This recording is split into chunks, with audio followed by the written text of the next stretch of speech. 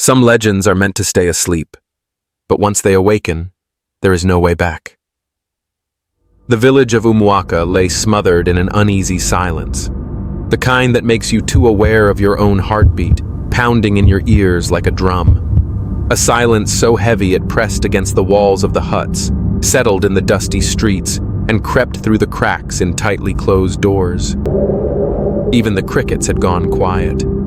Inside their homes, the villagers whispered old prayers their grandparents had taught them, prayers they had once laughed at, dismissing them as relics of fear. Now their voices cracked as they spoke the words. They smeared ash on their doorposts and burned crushed bitter herbs, filling their huts with choking smoke. Talismans made of bone, iron, and woven grass hung from every threshold. Protection, or so they hoped. No fires burned, no drums played, no songs rose to the stars. And in a small hut at the edge of the great tree's shadow, Chima sat awake. The darkness pressed heavy against him from all sides, but heavier still was what gnawed inside his chest. Mama Inky's words echoed in his mind. Wear this, and stay inside. His thumb ran slowly over the charm bracelet bound tightly around his wrist. The leather was old and cracked, the beads dulled from age. His mother was across the room, seated at the hearth, stirring a pot of bitter herbs in silence. Her hands trembled, though her face remained set and still. But Chima heard it, a sound beneath the silence. Not a voice exactly, but something deeper, a pull. A whisper that wasn't heard with the ears. It ran through his bones. And then it came again, soft, like a lover's breath. Chima. He stiffened, and the darkness seemed to shift. Chima's thumb ran absent-mindedly over the fraying edges of the old charm bracelet tied around his wrist. His mother, Mama Inky, had given it to him the night before.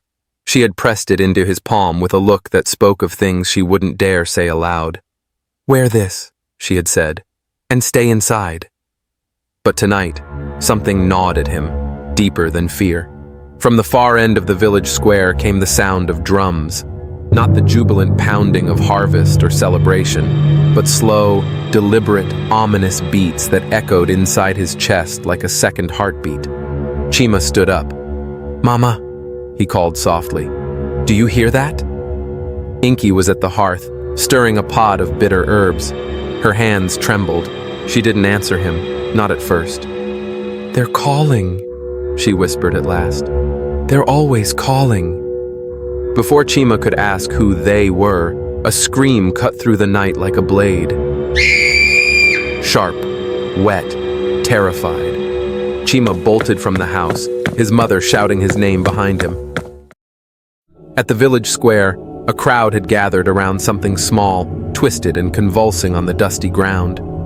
It was Obioma, the little boy who lived 3 huts down. His body arched, spasmed, and his tiny hands clawed at his throat as though trying to rip something out from under his skin. Adanna was already there, kneeling at his side, tears streaming down her face as she whispered prayers Chima knew wouldn't help. What happened? Chima asked her breathlessly. He said he heard someone calling his name, Adanna replied, voice shaking. In his dreams. And when he woke up, he had this. She gently turned Obioma's head. On his neck was a mark, a bite. But not like any animal bite Chima had ever seen. The skin around it was purple and black, veins spidering out from the punctures as if something dark and poisonous had taken root there. Mama Inky pushed through the crowd and fell to her knees beside the boy. She pressed her wrinkled fingers to his forehead, then his pulse, then the bite. This is no sickness, she muttered. This is the mark of Indun Cheta. The crowd recoiled at the name. Whispers erupted. The soul caller, someone murmured. The one from the stories. Chima stared down at Obioma's face, pale and drenched in sweat, mouth moving silently in words no one could understand. Something cold twisted in his gut. His own scar, the faded, puckered mark on his shoulder from when he was a boy, throbbed like it remembered something he didn't. By morning, Obioma was still alive. Barely. His breathing was shallow, his skin burning to the touch. Mama Inky had done what she could, rubbing pastes and oils into his skin, chanting words Chima had never heard from her before. But her face told him it wasn't enough. "You remember your scar, don't you?" Mama Inky asked later as they sat in the smoky haze of their home. Chima touched his shoulder, feeling the scar beneath his tunic. "You told me I fell," he said. She shook her head. "Number you were bitten." Chima's mouth went dry. "You were 5, she continued. "Your father, he cut the flesh around the wound, burned it with ash and iron to stop the spread. We thought it had worked." She didn't need to finish.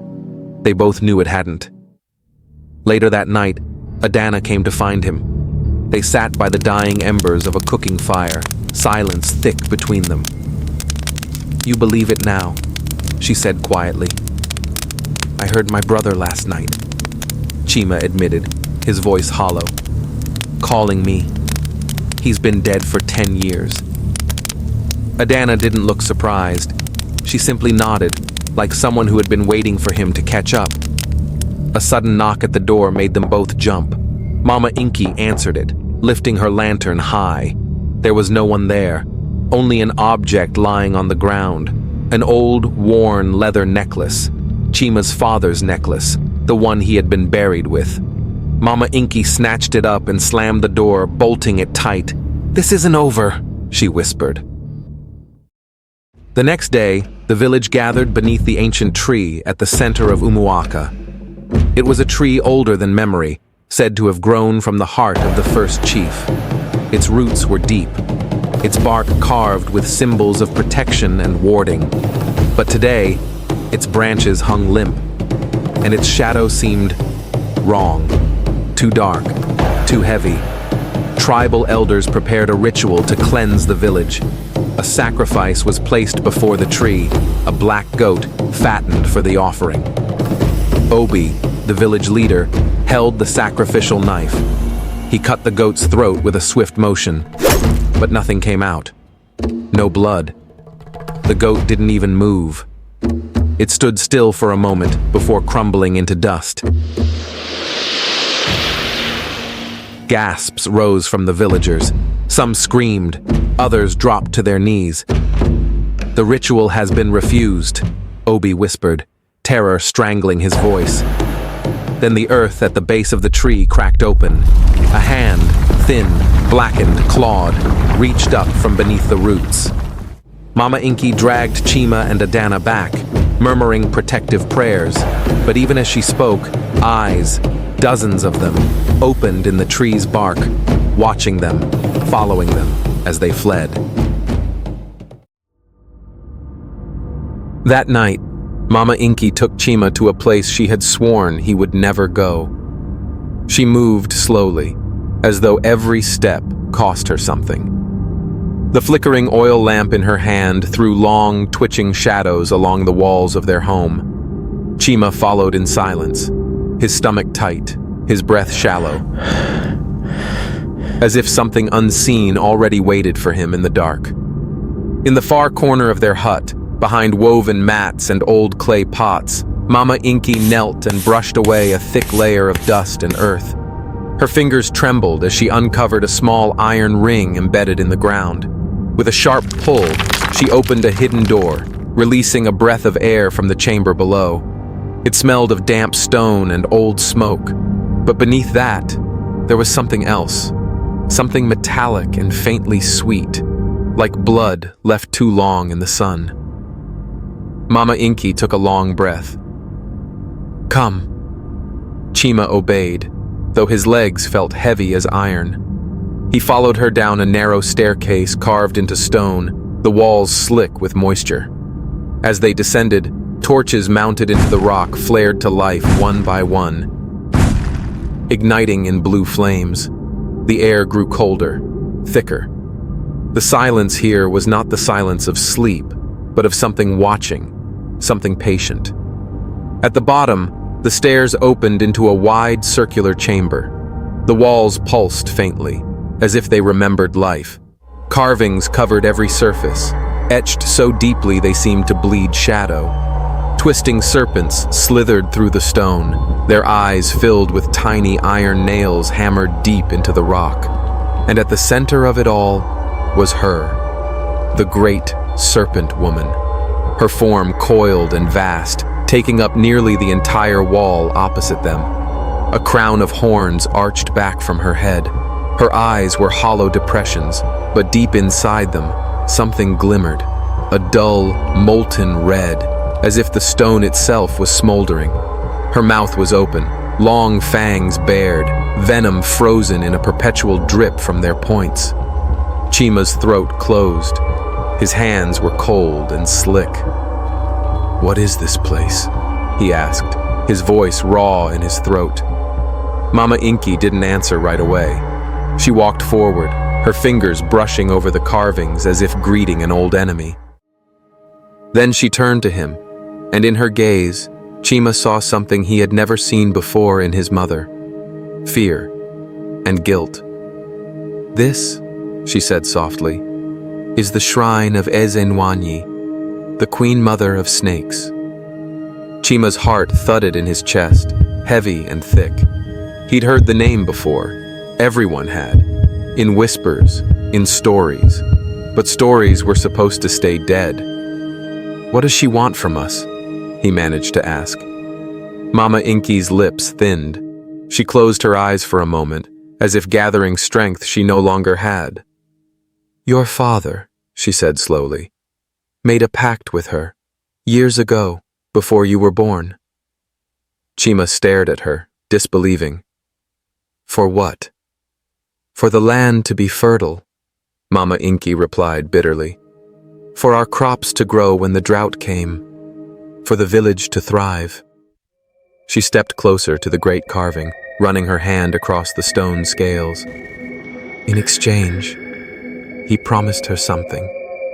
Chima's stomach churned. "What?" he whispered. Her gaze found his again, and this time it didn't waver. "His firstborn son."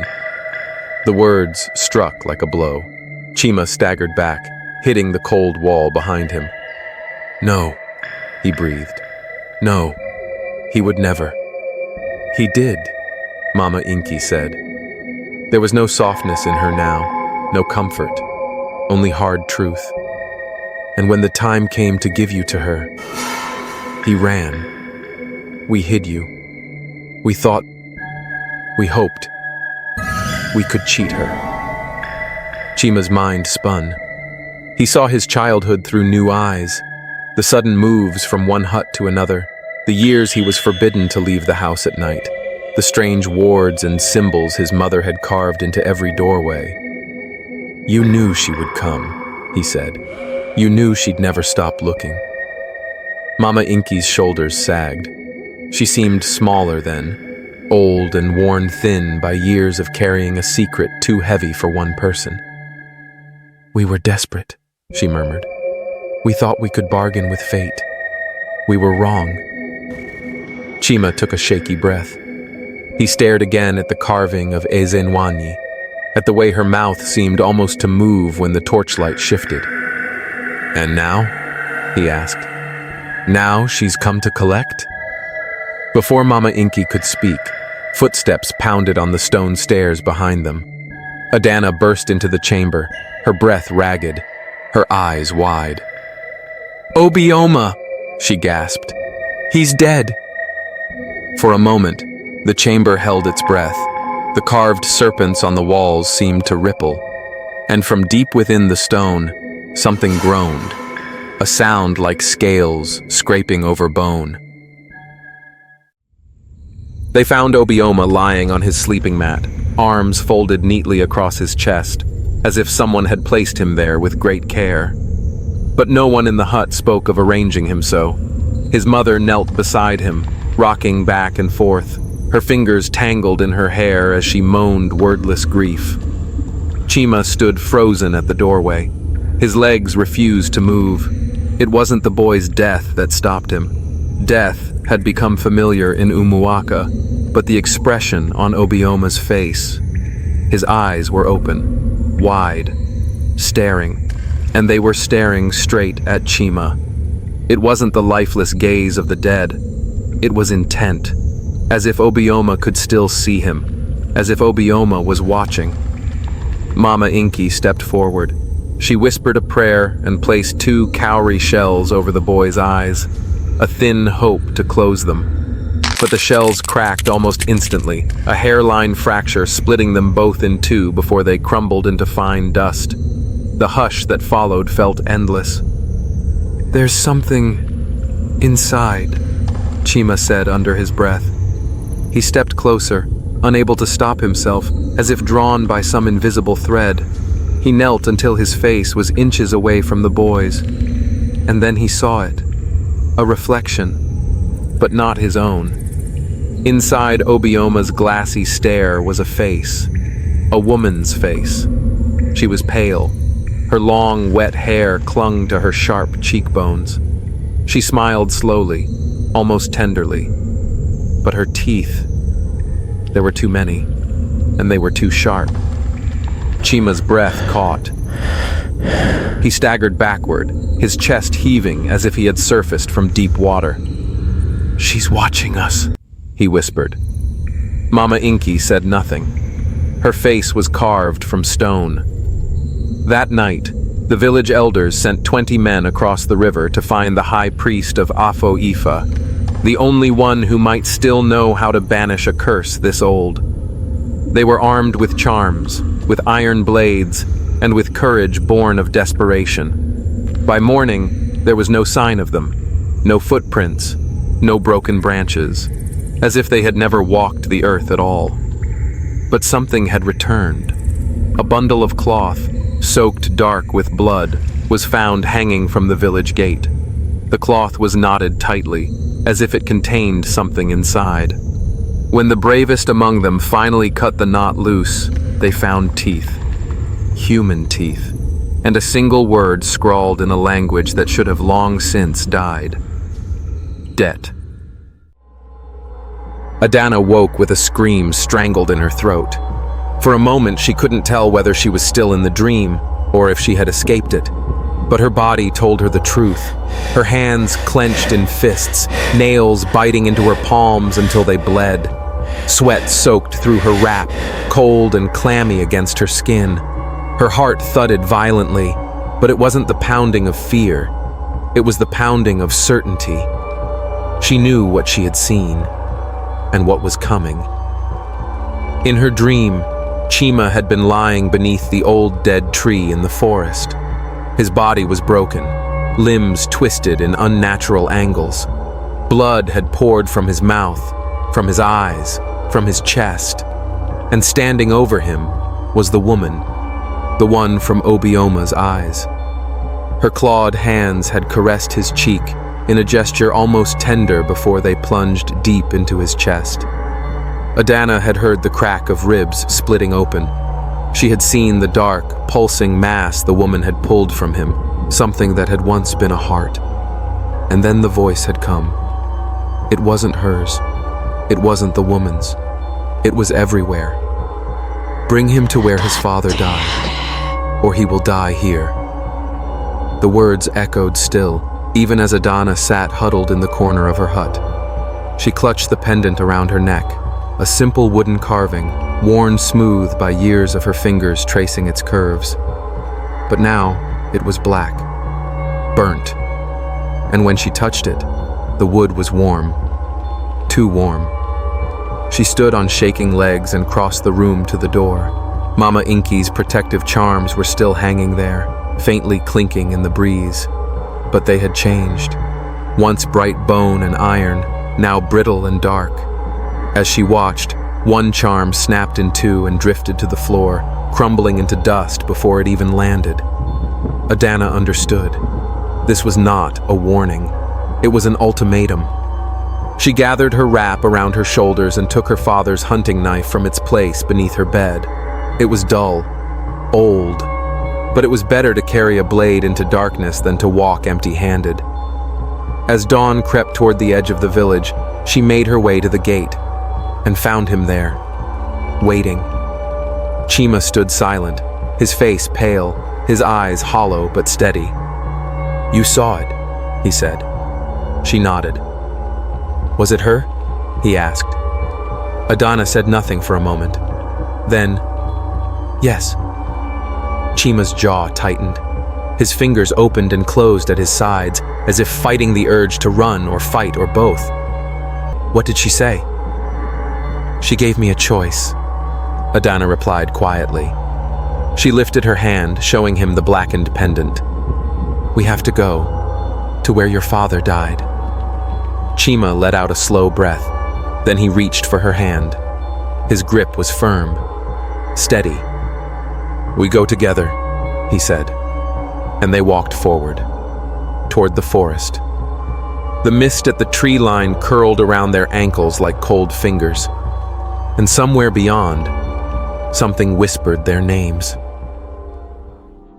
As dawn broke, Chima stood at the village gate, staring into the dense wall of trees that loomed beyond. The forest breathed softly, a damp mist curling at its roots like smoke rising from an unseen fire. Each twisted branch and vine seemed to shift, as if waiting for him to move, as if they already knew he was coming. Beside him, Adanna reached for his hand.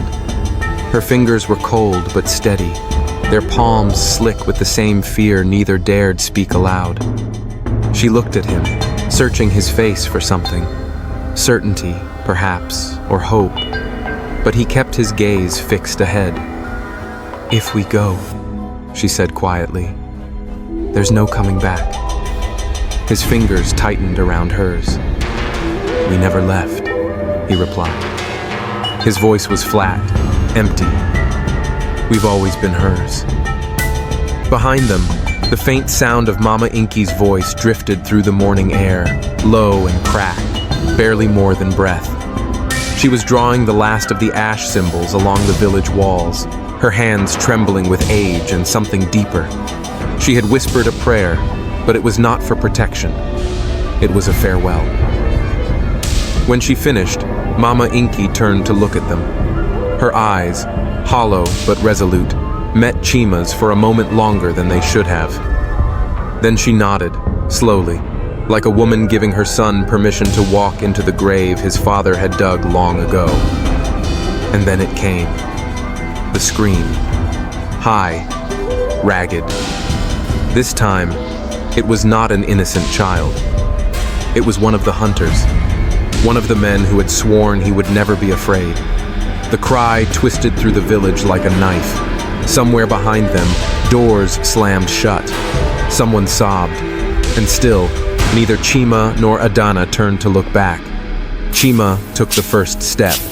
The earth beneath his feet felt soft, almost hollow, as if he were walking across something that was waiting to break. Adanna followed, and together they passed beyond the boundary of Umuaka, into the forest, into the waiting silence, and the whispers began again, louder now, calling them home. Coming next, the Gate of Whispers. The forest does not forget. It remembers every bargain, every betrayal, every broken promise.